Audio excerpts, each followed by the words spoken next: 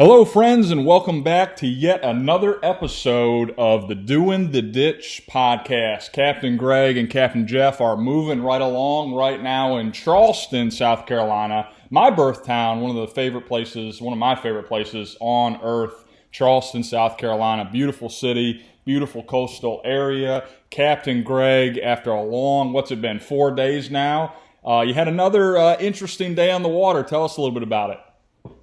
Yeah, we did, Grady. We had several good experiences today. We left Myrtle Beach a little bit behind schedule due to a fueling delay, but we got underway. We made our way through all the no wakes and cruised on. We took on fuel at Georgetown Landing Marina, and once we fueled, we were coming back to the boat, and the you could see the front or a storm sail of some description coming. It wasn't necessarily a front, but it started misting on us immediately. So we were back into foul weather gear, and away we went. And when you come out of Georgetown Landing, then you come back into the ICW, and then it splits, and it go to Winya Bay or hang to the right side, and it runs you up the way you take a hard right and get back in the ditch proper. But, man, when we pulled out, it was raining so hard, we could see about 3 boat lengths up. But it was almost like flying a plane on instruments. We one down over the GPS, and then one just stared straight ahead as best it could. But anyway, we limped through it, and we made our way on to Charleston. And we took on fuel here, and we got her tied up. She's clean and getting ready to do it again tomorrow. Good deal. Well, you're certainly getting your money's worth out of that foul weather gear. We got to get a foul weather gear sponsor with as many storms and as much publicity as we're giving foul weather gear. I tell you what, you're getting your money's worth out of that. I'm telling you, I'm getting really good at changing in and out of them at 30 miles an hour. Holy moly. I believe it, man. Well, here's hopeful, cross fingers, that you'll have a little bit better weather here tomorrow, or at least a little bit drier weather tomorrow.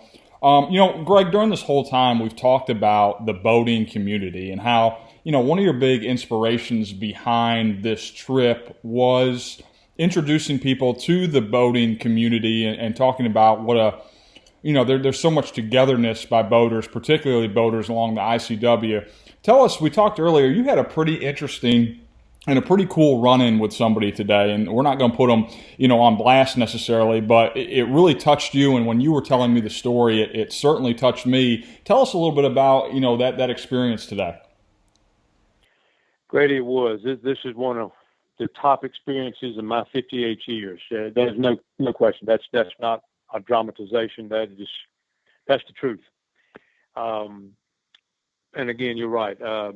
We agreed not to share his name or even tell the location where this took place.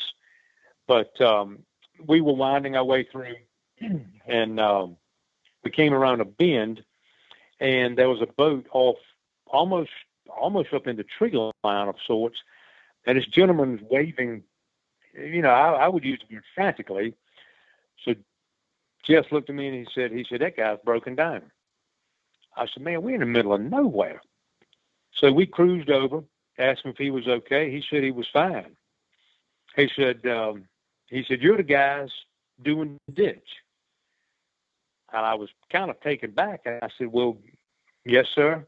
He said, I've been following that for several months. And he said, "I knew you were coming through here today. I didn't know what time, but I've been here for a while.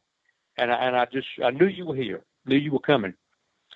And I said, "Man, well, that's pretty doggone cool." And I thanked him for, going out of his way to say hey, and thanked him for following along. And he said, "I bought this boat a long time ago." He said, "And I haven't used it a whole lot." He said, "But what I wanted to do is I want to make this particular run." And he named where he wanted to go. He said, "But it's further than I'm comfortable with." He said, "And I've always wanted to do it." He said, "But I've been scared to do it." He said, "But I heard your message of don't wait to live." He said, "So I've made a decision not to. And I want to do it but the only way I'm going to do it is do it with you guys. And I was taken back this. So we talked, and I didn't question him or try to interrogate him or anything, but I wanted to make sure what I was hearing, because it just caught me so off guard. So I said, well, if you're ready to do it, let's go. And I said, with your permission, we'd like to come aboard and inspect your boat, because once we leave you, you're on your own. So we got on, we checked and made sure he had his life jackets, throw cushion, and anchor with proper line, and I checked his gas gauge. I even looked in his bilge, just to make sure, that wasn't full of water, or there was some haphazard. The way he described himself, he wasn't an avid boater, so I didn't know what to expect. But he had everything stopped. Everything was good, and Coast Guard approved. And I said, well, turn your GPS on and set it to record the tracks if you don't already have that. He said, I don't know much about that thing. He said, do you know how to do it? I said, well, I'll have a look. So I turned the GPS on, figured out how to set a track where he could basically follow the breadcrumbs home. And I said, if you're ready, buddy, I said, stay. And I told him stay more or less about 50, 60 yards behind. I said, and if you see my boat settled, that means I'm slowing down. So just be prepared to slow down yourself. I said, if you have a problem, call us on the radio. Grady, we took off, and he handled the boat, properly. And we gave him a thumbs up probably a dozen times, and he gave it back every time. So when we got to his destination, we stopped, and he stopped a little further back than where we were. So I turned around and went back, and Grady, when I pulled up the side and we pulled up, he was crying. And I said, hey, man, you're okay? He said, I've never felt more alive in my life. And I was like, man, this is getting bigger by the moment. And he said, I've always wanted to do that. He said, I didn't wait to live any longer. And he said, I've done it. And he just kept saying, I've done it. I've done it. And doggone, I'm getting a little emotional telling it now. But I cried with him, and Jeff teared up, and he thanked us repeatedly and thanked us for the inspiration. And he put his boat in gear and he took off. We sat right there and just watched him go out of sight. And we really weren't sure what just happened. And it was a pretty extended period of time from the start to the finish. But when we shook our head, we didn't even speak to each other for about 15 minutes. But I'd be honest with you, Grady, if we put the boat on the trailer tonight, it made the trip worthwhile. That was worth everything in one fell swoop. That's awesome, man, and what a story. And we've talked about it before this trip. Certainly it's a unbelievably cool thing to say you've done the ditch in a skiff. You've gone 1,089 miles in a skiff. That's incredibly cool. But I think the part that intrigued you the most and ultimately intrigued me the most was, how can we encourage people to go seek adventure? Because Greg, I think we're cut from the same cloth. We both seek out adventure. We both, are explorers in a sense that we love, getting outside and seeking adventure. And whatever adventure is for you, we hope that this journey, that this trip, that us documenting this trip encourages you and really gives you some enthusiasm to go seek out adventure. And to your point, Greg, someday you're going to run out of some days. And it's just wonderful to hear. Like I said, that experience today is unbelievable. But the messages we've been getting, the support we've been getting, and the community itself has been absolutely incredible to see. There's no question. I'm so new to Facebook and so new to all of this technology that you have introduced me to.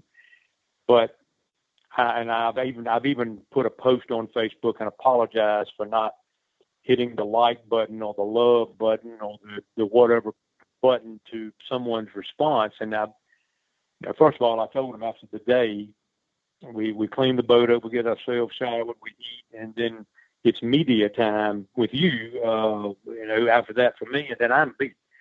So I haven't had a chance, but I have glanced at it from time to time. And it's just dozens upon dozens of people that are responding and commenting and so on and so forth. And it's almost overwhelming to me, but it's encouraging to me, Grady, to your point, because of how we're made. We want everybody else to have the adventure and really get out and enjoy themselves like we do, and how we certainly try to anyway.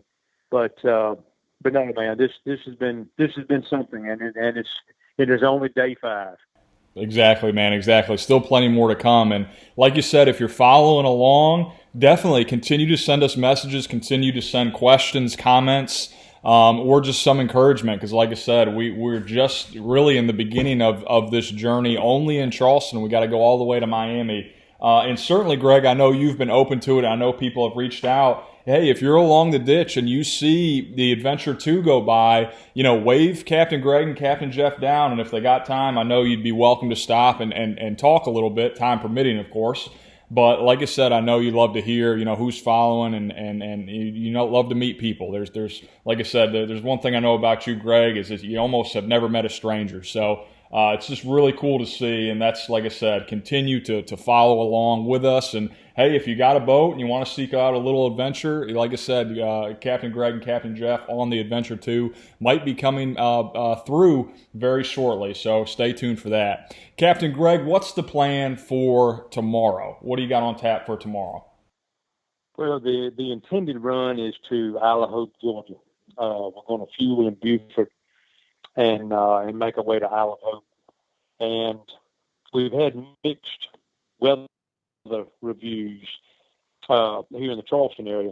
When we were taking on fuel, another boat was taken on with us.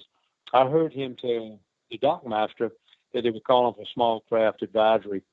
But I mean, I don't see that. I don't read that. I don't hear it on NOAA radio. I don't know what to make of that, Grady. But obviously, we're going to give Mother Nature all the respect she deserves. But the intended plan is to get up and make way like normal. But like I said, depending on what goes on, I don't know if this guy knew what he was talking about or not. But nonetheless, I don't discount anything like that. But that's the intended day 6, buddy. Awesome. Well, that's cool. We will certainly follow along. Keep those videos coming.